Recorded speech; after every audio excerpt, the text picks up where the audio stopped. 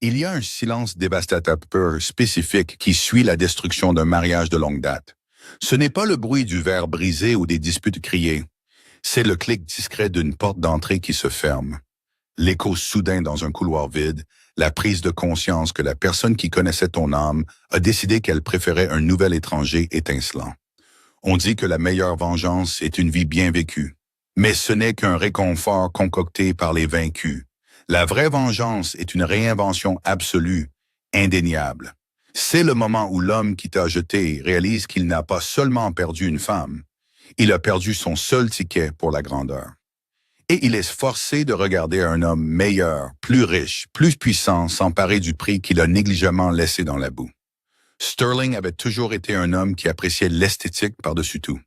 En tant que l'un des architectes résidentiels les plus importants de Manhattan, toute sa vie était construite autour de lignes épurées, d'une symétrie parfaite et de la présentation irréprochable du succès.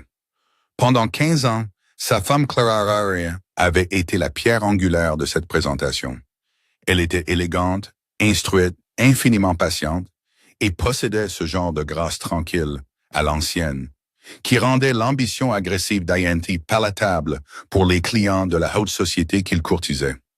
Mais à 42 ans, Clara avait commis le seul péché qu'Ianti ne pouvait pardonner. Elle avait vieilli. Peu importait que les fils d'argent dans ses cheveux châtains attrapent magnifiquement la lumière, ou que les légères rides autour de ses yeux soient tracées par une décennie et demie de sourires à ses terribles blagues. Pour Toanti, dont l'ego commençait à paniquer à la vue de sa propre calvitie naissante et de sa mâchoire s'affaissant, Clara était un miroir reflétant sa mortalité. Il trouva sa fontaine de jouvence en Ivory Davenport. Ivory avait 24 ans. C'était une assistante publiciste junior dans un cabinet, engagée pour une refonte de marque. Elle était un tourbillon de café glacé, de tendances éphémères et d'admiration essoufflée.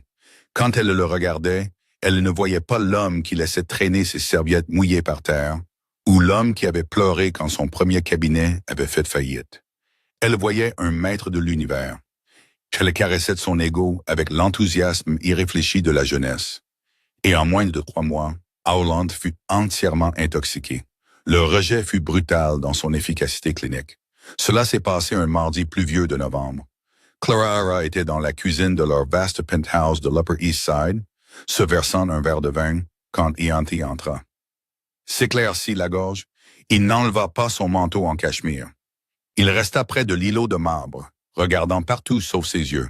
« Je m'en vais, Clara, dit-il, la voix sèche. Entraîné. J'ai donné instruction à mes avocats de préparer les papiers. Je logerai à l'hôtel pour l'instant. » Clara se figea, la bouteille de vin suspendue au-dessus du verre. « M'en aller? De quoi parles-tu? » Je suffoque. Il s'appuya sur le cliché comme sur une béquille. Nous avons évolué séparément. Tu es heureuse de rester à la maison, de lire, d'aller à tes petits événements de galerie. J'ai besoin de vitalité. J'ai besoin de me sentir vivant à nouveau. J'ai rencontré quelqu'un qui comprend l'homme que je suis aujourd'hui.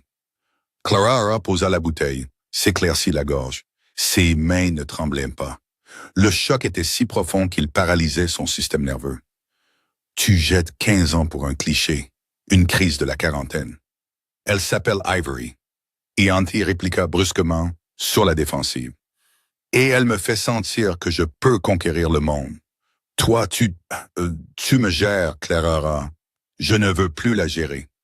Le divorce qui s'ensuivit fut un cours magistral de guerre psychologique. Ianti, désespéré de financer le style de vie luxueux nécessaire pour divertir une jeune femme de 24 ans, se battit bec et ongle pour chaque centime. Il engagea un requin du barreau qui dépeignit Clara comme une oisive mondaine n'ayant rien contribué au cabinet. Il effaça complètement les années pendant lesquelles Clara avait édité ses propositions, organisé des dîners qui assuraient ses plus gros contrats et sacrifié sa propre carrière d'historienne de l'art pour être sa partenaire non rémunérée. Plutôt que de se traîner dans la boue de la litige publique, Clara accepta. Sur le prix d'une modeste somme forfaitaire et un petit appartement un peu démodé à Tribeca, renonçant à sa part du penthouse, de la maison des Hampton et du cabinet. Quand elle rendit les clés du penthouse, Ianti se tenait près de la porte, Ivory agrippée à son bras. Ivory portait une paire de lunettes de soleil préférées de Clara, un petit larcin qu'Ianti avait clairement autorisé. « J'espère que tu trouveras la paix, Clara », dit Ianti, adoptant un ton de fausse bienveillance. Clara le regarda vraiment, et vit non pas l'homme qu'elle aimait, mais une coquille creuse et terrifiée. « Je la trouverai, Ianti, dit-elle doucement. Mais j'en doute fort. » Elle marcha jusqu'à l'ascenseur, le dos droit, laissant derrière elle les cendres de sa vie. Les 6 premiers mois dans l'appartement de Tribeca furent un brouillard de chagrin et de thé Earl Grey. Clara dut apprendre à exister en tant qu'entité singulière. Elle n'était plus Iant et Clara. Elle était juste Clara Hayes à nouveau. Le silence de l'appartement était assourdissant, mais lentement, il passa d'un vide obsédant à un sanctuaire paisible. Sans le travail épuisant à temps plein de gestion d'ego et d'agenda social, Clara se retrouva avec une abondance terrifiante de temps et d'énergie. Elle retourna à son premier amour, l'art. Avant Hyant, elle avait été une étoile montante chez Sabis. Elle contacta de vieux contacts, avalant son orgueil et offrit ses services en tant qu'experte indépendante et conservatrice privée. Son œil averti et son goût impeccable ne s'étaient pas rouillés. En moins d'1 an, Clara s'était bâti une clientèle discrète mais farouchement fidèle parmi la véritable élite fortunée de Manhattan. Le genre de personnes qui ne font pas étalage de leur argent sur Instagram, mais qui achètent discrètement des œuvres non cataloguées pour leurs études privées. C'est par ce réseau murmuré du vieil argent qu'elle fut convoquée à la demeure d'Arthur Kensington. Arthur Kensington était un fantôme dans le monde de la finance. À 58 ans, il était multimilliardaire, ayant fait sa fortune dans les investissements technologiques précoces et les métaux rares. Il était notoirement discret, complètement absent des tabloïds et veuf depuis 5 ans. Il vivait dans un vaste manoir historique en calcaire sur la 5e avenue qui ressemblait plus à une ambassade européenne qu'à une maison privée. Clara fut engagée pour expertiser et cataloguer une collection de peintures post-impressionnistes qu'Arthur avait récemment hérité d'une tante excentrique à Paris. Leur première rencontre fut purement professionnelle. Clara arriva dans un tailleur pantalon bleu marine impeccable, ses cheveux tirés en un chignon lisse et brillant. Elle fut conduite dans la vaste bibliothèque lambrissée de chênes où les peintures étaient temporairement stockées. Arthur était assis dans un fauteuil club en cuir, lisant un journal papier. Il était grand, large d'épaules, avec des cheveux argentés épais et des yeux gris perçants et intelligents. Il possédait une aura d'autorité absolue et inébranlable qui ne nécessitait pas de hausser la voix ni de se pavaner. « Madame Hayes, dit Arthur, se levant et lui tendant la main. Sa poigne était ferme, chaleureuse. « Merci d'être venue avec si peu de préavis. »« Miss Hayes, en fait, » corrigea doucement Clara, une légère excitation d'indépendance dans cette affirmation. « Et c'est un plaisir, Mr. Kensington. Les dossiers de provenance que vous avez envoyés étaient fascinants. » Pendant les 3 heures suivantes, Clara se perdit dans son travail. Elle examina les coupes de pinceau, vérifia les dates et verbalisa ses observations, oubliant complètement que l'un des hommes les plus puissants d'Amérique la regardait. Quand elle se retourna enfin, s'essuyant la poussière des mains, elle surprit Arthur la fixant. « Pas les tableaux, mais elle. Vous avez un esprit remarquable, Clara, » dit-il calmement. Ce fut la première fois de sa vie qu'un homme complimentait son intelligence avant son apparence. Cette expertise professionnelle s'étendit sur des semaines. Arthur commença à trouver des excuses pour être dans la bibliothèque pendant que Clara travaillait. Il faisait apporter du thé et leur conversation dérivait de Paul Cézanne à la politique mondiale, en passant par la philosophie et leurs passés respectifs. Clara se surprit à lui parler de son divorce et de la trahison écrasante, surprise par sa propre vulnérabilité. Arthur écoutait avec une intensité qui donnait à Clara le sentiment d'être la seule personne au monde. Il n'offrait pas de pitié. Il offrait de la compréhension. Les hommes qui bâtissent leur estime sur la jeunesse de leur partenaire construisent des maisons sur du sable, fit remarquer Arthur un après-midi en lui versant une tasse de thé Darjeeling. Ils sont terrifiés par les femmes qui ont la sagesse de les voir claires. Il n'est pas parti parce que vous n'étiez pas suffisante, Clara. Il est parti parce que vous étiez trop. Vous l'avez dépassé. La transition du professionnel au personnel fut fluide, comme l'eau profonde qui se déplace avec la marée. Arthur la courtisa, non pas avec des voitures de sport tape à l'œil ou des sections VIP de club, mais avec un profond respect et une romance dévastatrice. Il l'emmena à des symphonies privées à Vienne, affréta un yacht pour explorer les criques cachées de la côte amalfitaine, et surtout, il soutint son entreprise.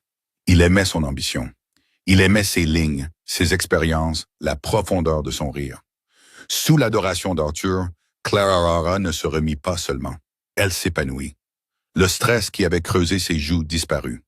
Elle investit dans une nouvelle garde-robe, des pièces audacieuses, structurées et férocement élégantes. Elle devint une femme pleinement réalisée, armée de l'amour d'un homme dont la puissance et la richesse étaient éclipsées seulement par sa dévotion envers elle, et elle le garda complètement privé. Dans le monde d'Arthur, la discrétion était le luxe ultime. Ianthi, quant à lui, se noyait bruyamment dans le sien. 2 ans s'étaient écoulés depuis le divorce. Pour Ireland Sterling, le vernis brillant de sa nouvelle vie se fissurait, s'écaillait et révélait la pourriture en dessous. Ivory Davenport s'avérait épuisante. Ce qu'Ianthi avait initialement perçu comme de la vitalité est en réalité un besoin insatiable, sans fond, de stimulation et de validation.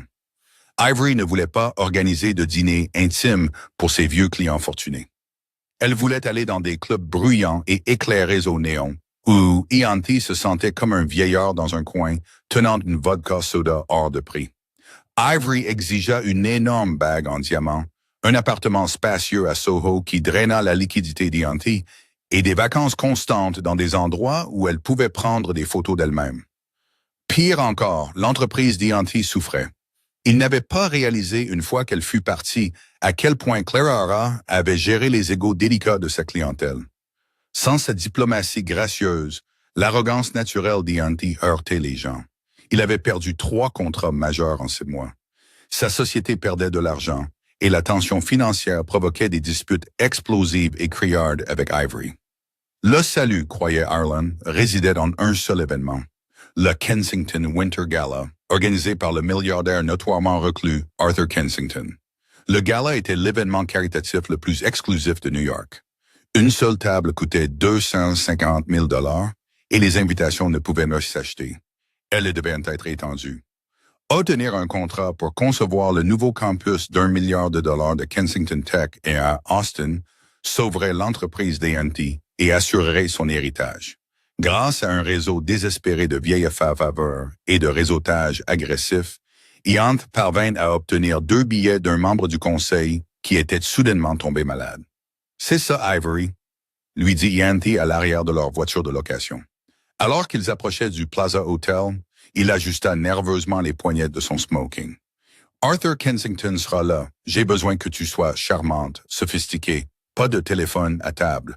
Nous devons avoir l'air de l'avenir de l'architecture de Manhattan. » Ivory leva les yeux au ciel, ajustant le décolleté de sa robe de soirée à paillettes rose vif, très révélatrice. « Détends-toi, Richie. Je sais comment parler aux vieux riches. » Ianthi grimace en entendant ce surnom et le manque total de compréhension dans ses yeux. Alors qu'il montait sur le tapis rouge, esquivant les flashs des photographes de la haute société, il ressentit une vague nauséeuse de syndrome de l'imposteur. Il regarda autour de lui les véritables titans de l'industrie, les matriarches de la vieille garde dans leur robe usher de la renta sobre, et se sentit intensément conscient de la présence criante de Néon d'Ivory à ses côtés.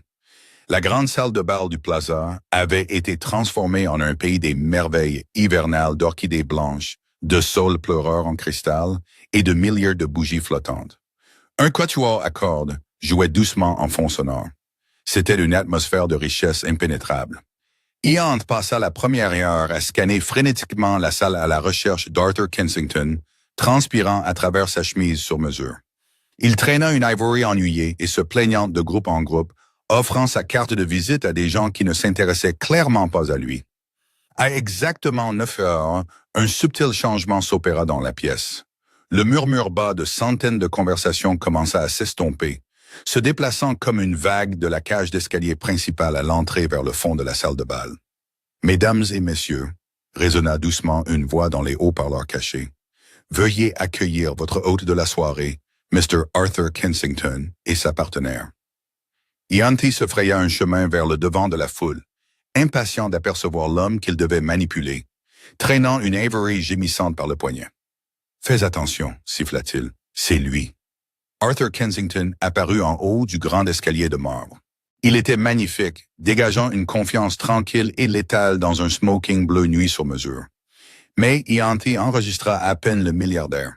Tout l'air quitta les poumons d'Ianthi. Le sang quitta son visage, le laissant froid et étourdi. Il s'arrêta net, relâchant sa prise sur le poignet d'Avery. Debout au bras du milliardaire, regardant la mer d'élite de Manhattan, se trouvait Clara. Mais ce n'était pas la Clara dont il se souvenait. Cette femme était une déesse enveloppée de soie émeraude sur mesure, coupée en billets, qui épousait chaque courbe de son corps et tombait comme du verre liquide à ses pieds. Autour de son cou reposait un spectaculaire collier antique, en diamants et émeraude, qui captait la lumière des lustres et la renvoyait dans la pièce. Ses cheveux étaient tirés de son visage dans une coiffure moderne et frappante, et sa posture était celle d'une reine observant son royaume. Elle semblait 10 ans plus jeune, rayonnante de beauté et d'une puissance incroyable. Arthur se pencha, son visage entièrement dévoué, et murmura quelque chose à l'oreille de Clara. Clara laissa échapper un rire clair, sincère et musical, un son qu'il n'avait pas entendu depuis une demi-décennie. Arthur sourit, embrassa sa joue doucement et la conduisit en bas des escaliers. La foule s'écarta pour eux comme la mer Rouge. « Wow !» murmura Ivory, mâchant un morceau de glace de son cocktail. « Regarde les bijoux de cette femme. Qui est-elle? » Ianthi ne pouvait pas parler. Sa gorge était complètement nouée. Il eut l'impression que le sol sous ses chaussures vernies avait complètement disparu. Alors qu'Arthur et Clara traversaient de la foule, acceptant les salutations et embrassant les joues, leur chemin les amena directement vers l'endroit où Ianthi se tenait, figé de choc. Les yeux de Clara balayèrent la foule et se posèrent sur lui. Il n'y avait aucun choc dans son regard. Pas de colère, pas de vindicte et certainement pas de chagrin persistant. Au lieu de cela, en regardant son ex-mari, debout à côté de sa jeune petite amie tapée à l'œil et ennuyée, une lueur d'amusement léger et détaché traversa le visage de Clara. Elle le regarda comme on regarde une petite peluche vaguement intéressante sur un beau manteau. Elle ne ralentit pas sa démarche. Elle ne détourna pas le regard. Elle soutint le regard terrifié et dévasté d'Ianthi pendant 3 secondes déchirantes, offrit un minuscule, dévastateur mouvement de tête en signe de reconnaissance et glissa juste à côté de lui, au bras d'un homme qui possédait la moitié de la ville. « Richie !» tira Ivory sur sa manche. « Richie, on dirait que tu vas vomir. » Ianthi fixa le tissu émeraude de la robe de Clara, disparaissant dans la foule de milliardaires et d'hommes d'affaires influents. La prise de conscience le frappa avec le poids d'un immeuble qui s'effondre. Il n'avait pas simplement échangé vers le bas. Il avait jeté un diamant pour un morceau de verre brisé. Et maintenant, ce diamant était au sommet absolu de l'Empire qu'il avait passé toute sa vie à essayer désespérément de gravir. Le reste de la soirée fut un cauchemar réveillé pour lui.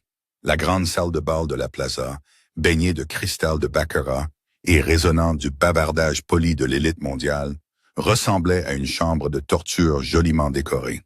Il se tenait près d'une sculpture de cygne en glace imposante, sirotant un verre de Macallan qui avait le goût de cendre dans sa bouche, incapable de détourner le regard de l'épicentre de la pièce. L'épicentre, c'était Clara. Elle n'assistait pas seulement à la fête, elle la commandait.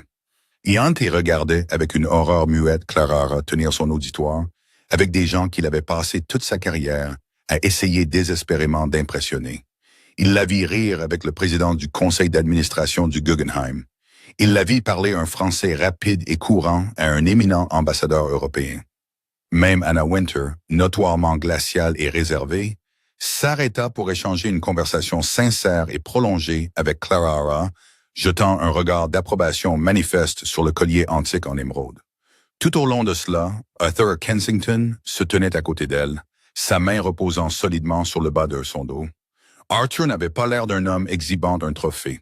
Il ressemblait à un roi qui avait enfin trouvé sa reine. Il la consultait dans les conversations, l'impliquant activement dans les discussions sur les marchés mondiaux et les initiatives philanthropiques. À côté d'Avery, il devenait de plus en plus agité. Elle avait bu 3 verres de Veuve Clicquot et se plaignait bruyamment du manque d'un espace photo désigné. « Richie, c'est tellement ennuyeux, » geignit Ivory, tapant ses ongles en acrylique sur son écran de téléphone. Personne ici n'est même célèbre. Ce ne sont que des vieilles personnes qui parlent d'impôts. On peut aller à Catch? Mes amis sont à Catch. Taille-toi, Ivory, répliqua-t-il, les mots sortant avant qu'il ne puisse les arrêter. Ivory halta. Ses yeux se plissèrent. Excusez-moi, ne me parlez pas comme ça. Je porte des talons qui coûtent plus cher que votre voiture en leasing actuellement. Alors agis comme si tu avais ta place dedans, siffla Ireland, sa panique dominant son indulgence habituelle pour ses crises. J'essaie de sauver mon cabinet ce soir. Je dois parler à Arthur Kensington. Alors va lui parler, répliqua-t-elle. Mais ne t'attends pas à ce que je reste là à faire la idiote pendant que tu regardes ton ex-femme. Ivory avait remarqué. Bien sûr qu'elle avait remarqué. L'obsession d'Ianthi était palpable. Faisant appel à une réserve de fausse bravoure qu'il ignorait posséder, il ajusta sa cravate et commença à naviguer à travers la mer de milliardaires en smoking et de mondaines vêtues de soie. Il devait sécuriser le contrat du campus Austin Tech. S'il pouvait juste capter l'attention d'Arthur pendant 2 minutes, il pourrait présenter sa vision. Il pourrait prouver qu'il avait encore de la valeur. Il choisit le moment de son approche lorsque l'ambassadeur européen s'écarta. Arthur et Clara se tenaient momentanément seuls près d'un arrangement floral imposant d'orchidées blanches. Arthur, M. Kensington, projeta sa voix, visant une confiance tonitruante, mais retombant dans une désespération tendue. Il entra dans leur orbite. Arthur se tourna, ses yeux gris perçants se fixant sur lui. L'expression du milliardaire était parfaitement vide, le genre d'indifférence polie réservée aux voituriers ou aux serveurs trop zélés. « Je ne crois pas que nous ayons été présentés, » dit Arthur. Sa voix était un baryton bas et résonnant qui le fit immédiatement se sentir incroyablement petit. Avant qu'Ianthi ne puisse parler, Clara se tourna. De près, la transformation était encore plus dévastatrice. Sa peau était lumineuse, ses yeux vifs et clairs. L'odeur de son parfum, Bacard rouge 540, remplaçant l'eau florale qu'elle portait autrefois, le frappa comme un coup physique. « Arthur, mon chéri, » dit Clara d'une voix aussi lisse que du verre, totalement dénuée de tremblement ou d'hésitation. « C'est Sterling, mon ancien mari. » Les sourcils d'Arthur se haussèrent d'une fraction imperceptible. Une micro-expression de profonde et glaciale compréhension traversa son visage. « Ah, Monsieur Sterling, l'architecte. Clara vous a mentionné. »« Elle l'a fait, » demanda Ianthi, une lueur d'espoir désespérée s'allumant dans sa poitrine. Peut-être avait-elle parlé de son talent. « Seulement en passant, » répondit Arthur avec aisance, l'insulte subtile se glissant comme un stiletto. « Que pouvons-nous faire pour vous, Monsieur Sterling? J'imagine que vous n'êtes pas là simplement pour rattraper le temps perdu. » Ianthi déglutit difficilement, la gorge sèche. « En fait, Monsieur Kensington, j'espérais discuter du nouveau campus technologique que votre holding développe à Austin. Mon cabinet, Sterling Associates, est spécialisé dans l'intégration des structures d'entreprises modernes avec une esthétique environnementale durable. Je sais que vous n'avez pas encore choisi d'architecte principal et j'aimerais soumettre formellement une proposition. » Il plongea la main dans sa poche intérieure avec l'intention de remettre une carte de visite sobre et noire. Clara laissa échapper un doux rire mélodieux. Ce n'était pas cruel, ce qui le rendait infiniment pire. C'était le rire de quelqu'un qui est sincèrement amusé par l'incompréhension d'un enfant. « Ianthi, » dit Clara, s'avançant légèrement. « Rangez votre carte. » Ianthi se figea, la main à moitié sortie de sa poche. « Clara, s'il te plaît, c'est des affaires. Je sais que nous avons notre histoire, mais mon entreprise est particulièrement adaptée à cela. »« C'est une affaire, Monsieur Sterling, » intervint Arthur, sa voix baissant d'une octave. La routine de l'hôte affable disparut, révélant le milliardaire impitoyable en dessous. C'est pourquoi je suggère que vous adressiez votre argumentaire à la personne qui prend réellement la décision. Ayant cligna des yeux, confus. Votre conseil d'administration? Non. Arthur sourit, regardant Clara avec une chaleur qui fit mal à la poitrine d'Ianthi. La PDG de Kensington Creative Consulting, l'entreprise que j'ai engagée pour superviser toute l'orientation esthétique, architecturale et culturelle du projet d'Austin. Arthur fit un geste gracieux vers Clara. Le silence qui s'abattit sur Ianthi fut absolu. La pièce sembla basculer sur son axe. Youth murmura, fixant son ex-femme. Tu diriges le projet d'Austin. Mais toi, tu estimes de l'art. Tu ne connais pas l'architecture commerciale. J'ai passé 15 ans à éditer chaque proposition, chaque plan, chaque argumentaire que tu aies jamais créé. Et Auntie, dit doucement Clara, ses yeux se fixant sur les siens avec une clarté terrifiante. Je sais exactement ce qui fonctionne, ce qui échoue, et surtout, je sais exactement quel coin tu as coupé quand tu es désespéré pour les mages. Le projet d'Austin nécessite un visionnaire qui comprend l'intégration, pas juste un homme essayant de gonfler son ego avec du verre et de l'acier. Elle prit une lente gorgée de son champagne. Et j'ai déjà examiné le portfolio préliminaire de votre entreprise, Iant. Il a été soumis discrètement à mon bureau la semaine dernière par vos associés juniors de plus en plus paniqués. Iant sentit le sang se retirer de son visage et Clara le regarda, son regard totalement dénué de pitié. C'était dérivé, sans inspiration. Cela ressemblait exactement au travail d'un homme qui a perdu sa muse. Votre entreprise ne recevra pas le contrat. En fait, vous n'êtes même pas sur la liste restreinte. L'oxygène disparut complètement de la grande salle du plaza. Ianti resta figé dans la lumière dorée des lustres Baccar, fixant la femme qu'il avait rejetée comme un accessoire obsolète. La musique du quatuor à cordes, un Vivaldi vif et élégant, sonna soudain comme un requiem dans ses oreilles. Il essaya de respirer, mais sa poitrine semblait étroitement liée par du fer. Pas sur la liste restreinte, répéta Yanti, les mots lui goûtant le cuivre sur la langue. Il semblait creux, un homme parlant du fond d'un très profond puits. Clara, tu ne peux pas être sérieuse. Sterling Associates a un pedigree de 20 ans. Tu connais mon travail. Tu as bâti cette entreprise avec moi. Exactement, répliqua Clara, sa voix conservant ce calme terrifiant et soyeux. Elle n'avait pas l'air en colère. Elle avait l'air complètement et totalement indifférente, ce qui était infiniment pire. J'ai bâti la fondation qui t'a permis de jouer au visionnaire.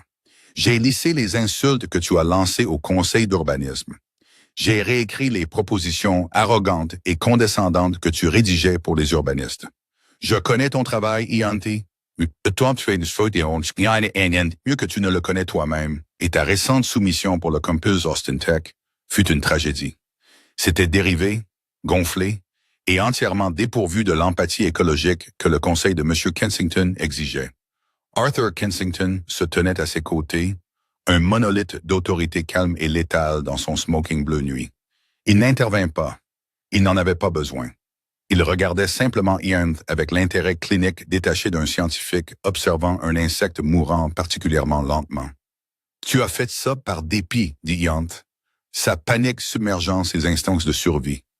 Il s'approcha, baissant sa voix à un murmure désespéré et laid. « Tu t'es positionné ici juste pour me ruiner, pour te venger de mon départ. » Pour la première fois de la soirée, le sang-froid parfait de Clara se brisa. Elle rit. Ce n'était pas un rire amer ni cruel. C'était un son clair, authentique, musical, d'amusement absolu qui traversa le murmure poli des billionnaires environnants comme une cloche de cristal. À quelques mètres, le magnat de l'immobilier Steven Schwarzman tourna la tête, haussant un sourcil à ce son soudain, son attention attirée par le drame qui se déroulait. À côté de lui, le marchand d'art Larry Gagosian s'interrompit au milieu d'une conversation, ses yeux vifs se dirigeant vers le trio. « Oh, Yanti !» soupira Clara, un vrai sourire jouant sur ses lèvres, son ancien collier émeraude attrapant la lumière. « Tu souffres encore de délire de grandeur si handicapant. Tu crois vraiment que l'univers tourne autour de tes trahisons. Je n'ai pas pris la direction de Kensington Creative Consulting pour te punir. Je l'ai prise parce que je suis exceptionnellement doué dans ce que je fais. Et Arthur a reconnu un talent que tu as passé 15 ans à essayer activement de réprimer. Mon succès n'a absolument rien à voir avec toi. Tu n'es pas ma némésis, Ian. Tu n'es qu'un portfolio que j'ai rejeté un mardi. » La vérité brutale et sans phare de ses paroles le frappa comme un coup physique. Il n'était pas le méchant de sa grande tragédie. Il était juste un inconvénient mineur qu'elle avait déjà géré. Avant qu'Ayante ne puisse formuler une réponse, avant qu'il ne puisse tenter de sauver la moindre bribe de dignité restante, une violente perturbation déchira la foule élégante. Richie. La voix était aiguë, pâteuse et beaucoup trop forte pour la révérence feutrée du cercle VIP. À travers la mer de robes sobres, Oscar de la Renta et de smokings sur mesure Tom Ford, Ivory Davenport trébucha en avant. Elle était un phare criard de sequins rose néon dans une pièce dominée par le noir, le blanc et les tons de joyaux tamisés. Elle tenait une flûte à moitié vide de Veuve Clicquot dans une main, son autre main repoussant agressivement l'épaule d'un ambassadeur européen en vue. Elle s'arrêta près de lui, son souffle sentant fortement le champagne cher et la tequila bon marché, un mélange dangereux qu'elle avait sans aucun doute consommé au bar du lobby. Ses yeux étaient grands ouverts, vitreux, et fixés avec une intensité venimeuse sur Clara. « Qu'est-ce qui prend tant de temps ?» demanda Ivory, se balançant légèrement sur ses talons aiguilles impossibles. Du champagne déborda du bord de son verre, éclaboussant le bout de la chaussure vernie d'Ianti. Elle regarda le visage blême et terrifié d'Ianti, la présence stoïque et illisible d'Arthur, et enfin, elle croisa le regard de Clara. Le regard d'Ivory remonta et descendit la soie. Vers émeraude, coupé en biais sur mesure qui moulait la silhouette de Clara. Elle observa la peau lumineuse et impeccable, les cheveux argentés coiffés en un chignon brillant et élégant, et les diamants stupéfiants et $1 million reposant contre la clavicule de Clara. Un spasme vicieux et laid de jalousie brute tordit les jeunes traits d'Ivory. « C'est elle? » ricana Ivory, pointant un ongle acrylique French manucuré presque dans le visage de Clara. « C'est l'ex-femme ennuyeuse et épuisée dont tu te plains toujours? » Une inspiration collective parcourut les environs immédiats. Le bavardage poli dans un rayon de 10 mètres s'éteignit instantanément. Des dizaines des personnes les plus puissantes de Manhattan tournèrent la tête, leurs yeux fixés sur le spectacle. Wendy Murdoch, debout près de la sculpture de glace, cessa même de parler, regardant avec une fascination effrénée et sans honte. La mâchoire d'Arthur se contracta. L'hôte jovial disparut, remplacé instantanément par le titan impitoyable des affaires qui avait démantelé des monopoles entiers. Il fit un demi-pas décisif en avant, ses larges épaules dissimulant la moitié du corps de Clara, un mur physique entre sa femme et la jeune femme erratique et intoxiquée. « Sécurité », murmura Arthur sur sa voix basse mais portant un poids terrifiant d'autorité. Mais Clara posa une main douce et rassurante sur l'avant-bras d'Arthur, ses doigts manucurés reposant légèrement contre sa manche sombre. Elle n'avait pas besoin d'un milliardaire pour livrer ses batailles. Elle était entièrement dans son élément. « Bonjour, Ivory », dit Clara. Sa voix était aussi douce et fraîche que du marbre. « C'est un réel plaisir de rencontrer enfin la femme qui m'a libéré. » Ivory cligna des yeux, son cerveau embrumé par l'alcool luttant pour traiter l'insulte masquée sous l'élégante salutation. Elle fronça les sourcils, son visage rougissant d'une rougeur tachetée et furieuse. « Libéré, tu parles. » Ivory ricana, un son vilain et grinçant. Elle fit un pas agressif de plus en avant, ignorant les tentatives frénétiques de la saisir par le coude. « Richie t'a quitté parce que tu étais une histoire ancienne. Il me l'a dit lui-même, tu n'arrivais pas à suivre. Tu as juste eu de la chance et tu as trouvé un gigolo milliardaire pour t'acheter des trucs brillants. Ivory, pour l'amour de Dieu, ferme-la. » Ianti siffla, ses doigts s'enfonçant douloureusement dans son bras. Il transpirait abondamment maintenant, complètement terrifié par la puissance émanant de l'homme qui se tenait en face de lui. « Tu gâches tout, il faut qu'on parte tout de suite. »« C'est moi qui gâche tout !» hurla Ivory, arrachant violemment son bras de sa prise. La pure force du mouvement la fit trébucher, faillit lui tordre la cheville. L'alcool avait complètement dépouillé sa mince façade d'étiquette de haute société, et la supériorité indéniable et humiliante de la femme qui se tenait devant elle avait brisé son fragile ego. « C'est toi la véritable fraude, Ayant. » Ivory cria, sa voix résonnant contre les hauts plafonds voûtés de la place. « Tu crois que je ne sais pas? Tu crois que je suis stupide? Ton comptable a appelé mon téléphone portable hier parce que ta carte noire MX a été refusée chez Balthazar. Tu m'as promis une vie de luxe. Tu m'as promis qu'on volerait un jet privé à Saint-Barth pour le Nouvel An, et au lieu de ça, tu sautes des chèques pour le Soho Loft. Ta voiture a des mois de retard de paiement, et tu m'entraînes à ce snobfest déprimant juste pour supplier ta femme de te trouver un travail. Le silence qui suivit son emportement fut absolu, assourdissant et complètement suffocant. Ce fut une exécution publique. Les rumeurs murmurées des difficultés financières de Sterling n'étaient plus des murmures. Elles avaient été diffusées à volume maximum aux personnes exactes qu'il devait impressionner. Il ferma les yeux, une humiliation profonde et écrasante le submergeant comme une marée d'acide. La grande illusion était entièrement brisée. Le grand architecte, le maître de l'univers, était publiquement exposé comme un imposteur désespéré et en faillite, se noyant dans son propre orgueil. Clara Hara regarda la jeune femme. Elle n'avait pas l'air triomphante. Elle n'avait pas l'air vindicative. Alors que ses yeux balayaient la lèvre tremblante d'Ivory, son mascara maculé de larmes et sa posture défensive et terrifiée, l'expression de Clara Hara s'adoucit en quelque chose d'incroyablement rare dans cette salle de bal. Une profonde et sincère pitié. « Il ne va pas t'épouser, Ivory, » dit Clara Hara. Elle baissa la voix pour qu'elle soit calme, intime, destinée uniquement à eux quatre, tranchant le lourd silence avec une précision chirurgicale.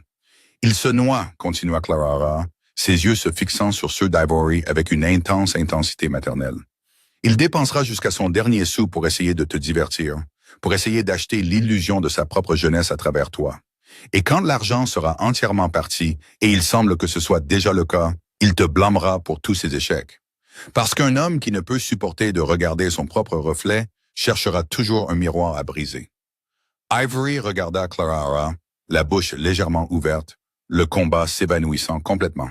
« Tu as 24 ans, » dit Clara Hara doucement. « Tu as toute ta vie devant toi.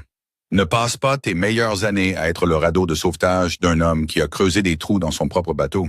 Pars, Ivory, tant qu'il te reste de la dignité. » Ivory regarda le visage calme et empathique de Clara Hara, puis celui d'Ianthi. Ianthi fixait les motifs complexes du sol en marbre, les épaules voûtées, complètement vaincu. Il ne se défendit pas, il ne la défendit pas. Il resta là, une coquille brisée et vide de l'homme qu'elle pensait avoir conquise. Avec un sanglot étouffé, pathétique de rage et d'embarras accablant, Ivory jeta son verre de champagne. Il se brisa contre la base de la sculpture de cygne, envoyant des éclats de cristal et de l'alcool coûteux voler sur le sol. Elle tourna sur ses talons et sprinta à travers la foule écartée, sa robe fluo disparaissant dans la mer de noir et blanc, courant désespérément vers le vestiaire. Ianthi ne bougea pas pour la suivre. Il était complètement paralysé. Des ombres près du grand escalier, deux hommes se matérialisèrent. Ils ne portaient pas l'uniforme standard de la sécurité de l'hôtel. Ils portaient des costumes sombres ajustés avec des oreillettes discrètes. Le service privé d'Arthur. Ils se déplaçaient avec une efficacité silencieuse absolue, s'avançant en douceur pour flanquer de chaque côté. « Monsieur Sterling, » dit le plus grand des deux hommes. Sa voix était un grondement grave et rauque qui ne laissait aucune place à la négociation. « Il est temps pour vous de quitter les lieux. » Ianthi leva lentement la tête. Il regarda Clara Hara une dernière fois. Il voulait voir une étincelle de la femme qui lui préparait autrefois de la camomille quand il travaillait tard. Il voulait voir de la colère, de la haine, du triomphe, n'importe quoi pour prouver qu'il comptait encore assez pour susciter une réaction émotionnelle. Il voulait savoir que son absence avait laissé une cicatrice. Au lieu de cela, Clara Hara lui tourna simplement le dos. Elle glissa gracieusement son bras dans celui d'Arthur. Dommage, la soie émeraude tombant parfaitement à ses pieds. Elle se pencha légèrement vers l'ambassadeur européen, reprenant le fil de leur conversation interrompue en un français fluide et rapide, comme si Ianthi Sterling s'était simplement évaporé dans l'air. Il fut escorté hors de l'Hôtel Plaza, non pas avec une lutte dramatique, mais dans un silence pathétique complet. Les lourdes portes en laiton se refermant derrière lui pour le bloquer sous la pluie glaciale de novembre. L'expulsion physique de l'Hôtel Plaza n'était que le prologue d'un dérèglement beaucoup plus long et infiniment plus douloureux. Le trajet de retour vers le Soho Loft à l'arrière d'un suburban noir fut entièrement silencieux, à l'exception du tapotement rythmique et furieux des ongles acryliques d'Ivory contre l'écran lumineux de son téléphone. Ianthi regarda par la fenêtre sillonnée par la pluie le flou des lumières de la ville de Manhattan. Un poids froid et de plomb s'installait dans le creux de son estomac. Son armure sartoriale, le smoking sur mesure, la cravate en soie importée, lui semblaient soudain comme une camisole de force. Il était entré au Kensington Winter Gala, croyant être à une poignée de main du salut. Il partait en paria complet. Dans l'écosystème hyper connecté et avide de ragots de la haute société new-yorkaise. La nouvelle de son humiliation publique aux mains de son ex-femme et de sa petite amie erratique se répandrait, avant même que les traiteurs n'aient fini de débarrasser les coupes de champagne. Quand ils arrivèrent au loft, le silence se brisa. Ivory ne s'est pas contentée de crier. Elle a déchaîné un torrent de vitriol qui a dépouillé les dernières illusions de leur romance. « Tu es une blague, Ayanti, a-t-elle dit. » Si, a-t-elle hurlé, jetant son sac à main métallique à travers l'îlot de cuisine où il a brisé un vase en cristal. As-tu la moindre idée de la façon dont c'était embarrassant? Tu es resté là, tremblant comme un chien battu, pendant que ton ennuyeuse vieille ex-femme me regardait comme si j'étais de la saleté sur sa chaussure. Tu m'as dit qu'elle n'était personne. Elle n'est personne, a-t-il rugi en retour, sa propre panique se manifestant par de la rage. Elle évaluait des peintures poussiéreuses. Comment étais-je censé savoir qu'elle couchait avec Arthur Kensington? Elle ne couche pas seulement avec lui, espèce d'idiot. Elle dirige son projet d'1 milliard de dollars. Le projet pour lequel tu pleures depuis 6 mois, a rétorqué Ivory d'un ton sec, un son de dégoût pur et non dissimulé. Elle l'a regardé de haut en bas, sa lèvre retroussée d'un rictus qui a vieilli son beau visage d'une décennie. Mes amis m'ont prévenu. Ils m'ont dit que tu faisais semblant d'être riche, que ton entreprise était un navire en perdition. Je t'ai défendu, mais tu n'es qu'un homme fauché, fini, d'âge moyen, qui ne peut même pas payer ma facture chez Bergdorf. Ianti sentit l'air quitter ses poumons. Est-ce tout ce que je suis pour toi? Une carte de crédit? Ivory laissa échapper un rire dur et humiliant. Qu'as-tu cru que c'était? Ianti, le grand amour. Tu as quitté un mariage de 15 ans parce que tu voulais un nouveau jouet brillant pour te faire sentir jeune. Eh bien, les jouets sont chers et tu es à court de fonds. Elle entra en trombe dans la chambre principale et claqua la porte. Cette nuit-là, il dormit sur le canapé en cuir italien qu'il avait acheté pour l'apaiser, fixant le plafond, le fantôme du parfum Baccarat rouge de Clara Hara hantant encore ses sens. L'exécution professionnelle commença exactement à 9h02 le lundi matin. Il entra dans la salle de conférence vitrée de Sterling Associates, souffrant d'un terrible mal de tête de tension, pour y trouver ses 3 associés juniors déjà assis. À la tête de la table se trouvait Simon Barrett, un homme que Yant avait personnellement encadré. Simon ne leva pas les yeux quand Yant entra. Il fit simplement glisser un épais dossier juridique relié sur le bois de rose poli. « Qu'est-ce que c'est, Simon? » demanda Yant, la voix rauque. « C'est une convention de rachat, » dit Simon, le ton entièrement clinique. « Nous invoquons la clause de moralité et de responsabilité de notre charte de partenariat. Nous voulons que vous partiez. » Yant serra le dossier de sa chaise, le cuir craquant sous sa prise aux jointures blanches. « Tu ne peux pas être sérieux. J'ai bâti cette entreprise. Mon nom est sur la porte. »« Votre nom, c'est Poisson, » intervint doucement un autre associé. « Nous avons reçu des appels ce matin du conseil d'administration du Guggenheim et de la fondation Kensington. Non seulement nous sommes entièrement bannis de l'appel d'offres du campus technologique d'Austin, mais 2 de nos clients résidentiels de luxe actuels ont retiré leur mandat à Utage aujourd'hui. Ils ont assisté au gala, Ayant. Ils ont vu la scène. Plus important encore, ils ont vu qu'Arthur Kensington ne vous serrait même pas la main. Simon se pencha en avant, joignant les mains.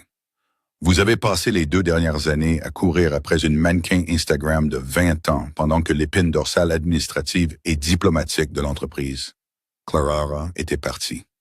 Vous avez vécu sur la gloire passée, brûlant du capital et nous faisant tous passer pour arrogants et incompétents, signer les papiers, accepter le licenciement, qui franchement suffit à peine à couvrir les dettes actuelles de l'entreprise, et partez où nous dissoudrons l'entité entièrement et vous laisserons avec les responsabilités du bail commercial. Ce fut un coup d'État impeccable et sans effusion de sang. À midi, Sterling était officiellement au chômage, escorté hors du bâtiment qu'il avait conçu, portant une seule boîte en carton. Quand il revint au loft de Soho, il trouva la porte d'entrée entr'ouverte. À l'intérieur, le dressing immense avait été entièrement vidé. Ivory était partie. Elle avait pris ses sacs de créateurs, ses bijoux et la machine à expresso personnalisée. Sur le comptoir en marbre, épinglé sous un avis de rappel de Con Edison, se trouvait une note autocollante rose vif. Miami appelle. Bonne chance pour payer le loyer. Si. La descente du penthouse au trottoir fut terrifiante de rapidité. Sans les revenus de l'entreprise, les finances personnelles d'Ianthi, déjà tendues à la limite par les exigences insatiables d'Ivory, et le règlement brutal du divorce qu'il avait imposé à Clara Hara s'effondrèrent complètement. Sa Porsche préférée fut saisie dans le garage souterrain 3 semaines plus tard. 2 mois après cela, l'avis d'expulsion était collé à la porte du loft de Soho. Le désespoir engendre l'illusion. Dans une dernière tentative désespérée pour se sauver, Ianthia se persuada qu'il possédait une carte maîtresse. Pendant leur mariage, Clara avait souvent esquissé des conceptions conceptuelles en s'asseyant à l'îlot de cuisine, les lui proposant pour les intégrer à ses plans. Il se rappela un concept de conception biophilique innovant spécifique, une façon d'intégrer des systèmes racinaires vivants dans des murs de soutènement structurel qu'il était certain que Clara Hara utilisait maintenant pour le campus technologique d'Austin. Il racla ses derniers milliers pour engager un avocat spécialisé en propriété intellectuelle véreux, avec l'intention de déposer une injonction contre Kensington Creative Consulting pour vol de propriété intellectuelle. Il ne voulait pas vraiment aller au procès. Il voulait extorquer un règlement discret de plusieurs millions de dollars à Arthur et Kensington pour faire disparaître le procès prétexte. Une rencontre fut organisée au gigantesque siège en verre de Kensington Holdings, à Midtown. Il arriva dans un costume légèrement froissé, le cœur battant d'une adrénaline toxique. Il fut conduit dans une salle de conférence stérile sans fenêtre. Arthur Kensington n'était pas présent. Clara n'était pas présente. Au lieu de cela, Ianthi se retrouva assis en face de Harrison Caldwell, le directeur juridique de l'Empire Kensington, un homme dont la réputation de détruire complètement ses adversaires était légendaire. Caldwell, un requin aux cheveux argentés dans un costume à fines rayures anthracite, ne lui offrit même pas un verre d'eau. Il ouvrit simplement une fine enveloppe en papier brun et en sortit un seul document soigneusement tapé, le tournant pour que Ianthi puisse le lire. Et Ianthi plissa les yeux sur le papier. C'était une page de son propre règlement de divorce datant de 3 ans.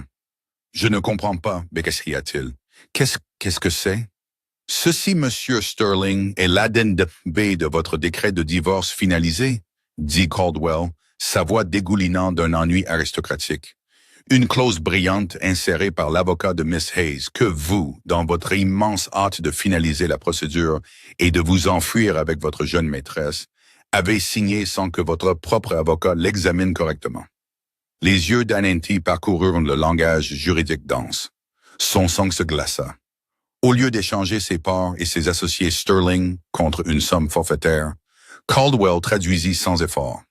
Miss Hayes exigea une renonciation globale, la déchargeant de toute revendication de propriété intellectuelle concernant des concepts, des croquis ou des designs discutés pendant votre mariage. Vous avez explicitement renoncé à votre droit de revendiquer la propriété de ces idées. En fait, si vous tentez de déposer cette injonction futile, ce document déclenche une clause pénale qui vous rend responsable de tous nos frais juridiques. Caldwell se pencha en avant, ses yeux fixés sur les siens avec une intensité terrifiante. Clara savait exactement ce qu'elle faisait. Elle anticipa votre désespoir des années avant même de le ressentir. Elle vous a surpassé avant même que la partie ne commence. L'avocat se leva, boutonnant sa veste. Si vous contactez jamais Miss Hayes, Mr. Kensington, ou une filiale de cette société holding à nouveau, je veillerai personnellement à ce que vous passiez le reste de votre misérable vie empêtré dans des litiges si coûteux que vous ne pourrez pas vous payer un ticket de bus. Bonne journée, Mr. Sterling. Ce fut le moment où l'effondrement narcissique devint absolu. Il n'y avait plus de coups à jouer sur l'échiquier. Il avait été mis échec et mat par la femme même qu'il avait écartée pour être trop simple. 4 ans fondirent comme la neige sur un âtre chaud. Ianthi réduisit ses dépenses encore et encore, atterrissant finalement dans un appartement exigu et sombre, d'une chambre dans un quartier industriel bruyant du Queens. Il trouva un travail précaire comme dessinateur freelance pour un promoteur de centres commerciaux, corrigeant des plans pour des chaînes de restaurants et des magasins de chaussures discount. Il a pris du poids. Ses cheveux se sont éclaircis jusqu'à disparaître. Il est devenu un fantôme hantant sa propre vie. Inversement, Clara Hayes était devenue un titan. Le campus d'Austin Tech a ouvert ses portes dans un contexte de fanfare internationale, remportant le Pritzker Architecture Prize, le prix même dont Ianthi avait rêvé toute sa vie. Il a été salué comme un chef-d'œuvre du design durable moderne. Clara ne concevait pas seulement des bâtiments, elle organisait des environnements. Suite au succès à Austin, elle et Arthur se marièrent lors d'une cérémonie strictement privée et hautement gardée dans une villa historique surplombant le lac Co. Il n'y a pas de fuite dans les tabloïds, pas de magazines flashy, juste la sécurité silencieuse et impénétrable d'une immense richesse et d'un amour sincère. Par un misérable mardi glacial de novembre, exactement 7 ans jour pour jour après qu'il se soit tenu dans la cuisine de son penthouse et ait dit à Clara qu'elle l'étouffait, Iant s'éclaircit la gorge, était assis dans un diner bon marché éclairé au néon dans le Queens. Le chauffage était en panne et il gardait son manteau de laine humide zippé jusqu'au menton tout en sirotant un café tiède et amer. La serveuse, débarrassant de la banquette à côté de lui, laissa derrière elle un exemplaire abandonné du Wall Street Journal. Iant attira le journal vers lui par pure habitude. Il feuilleta les résumés du marché et ouvrit la section des demeures. Le souffle lui fut violemment arraché des poumons. Ce qui le fixait était une pleine page. Elle mettait en scène Clara. Elle se tenait sur le balcon en pierre ensoleillée du domaine Kensington, nouvellement acquis dans le sud de la France. Les eaux azures de la Méditerranée s'étendaient derrière elle. Elle portait un costume en lin large jambes, parfaitement coupé, ses cheveux lâchés et argentant magnifiquement aux tempes. Elle avait l'air incroyablement radieuse, dégageant une puissance silencieuse et terrifiante. À ses côtés, légèrement floue, mais indéniablement présente, se tenait Arthur Kensington, regardant sa femme avec une révérence frôlant l'adoration. Le titre disait « Le visionnaire silencieux, comment Clara Kensington redéfinit l'architecture de l'Empire ». Les mains d'Ianthi commencèrent à trembler. Il lut l'article, chaque mot ressemblant à une coupure physique. Le journaliste louait l'esprit brillant de Claire O'Hara, son goût irréprochable et le profond partenariat collaboratif qu'elle partageait avec son mari milliardaire. L'article mentionnait seulement de passage qu'elle avait été mariée à un architecte local de Manhattan, une note de bas de page dans son histoire grandiose et magnifique. Il était une note de bas de page. Ianthi laissa tomber le journal sur la table collante. Le petit son de la radio du diner jouait une chanson pop qu'il ne reconnaissait pas. Il regarda par la fenêtre striée les rues grises et impitoyables du Queens, ressentant le poids écrasant absolu de ses choix. Il réalisa alors la vérité dévastatrice ultime. Il n'avait pas quitté un feu mourant pour trouver une étincelle. Il était sorti du soleil pour chasser une luciole.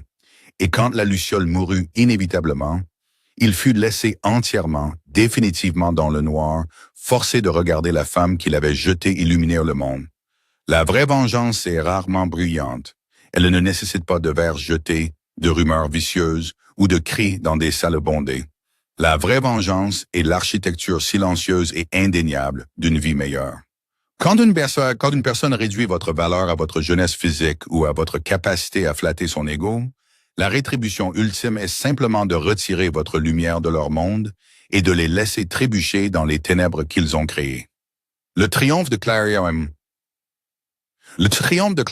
ne consistait pas seulement à conquérir le cœur d'un milliardaire, mais à reprendre son propre esprit brillant et redoutable. Elle prouva que si la jeunesse est un actif qui se déprécie rapidement, la sagesse, la grâce et l'intellect ne font que croître avec le temps. S'éclaircit la gorge. Ianthi apprit la leçon la plus difficile qu'un homme vaniteux puisse apprendre. Quand on jette de l'or parce qu'il ne brille pas comme une simple paillette, on n'a personne à blâmer. Quand on finit avec rien que de la terre dans les mains,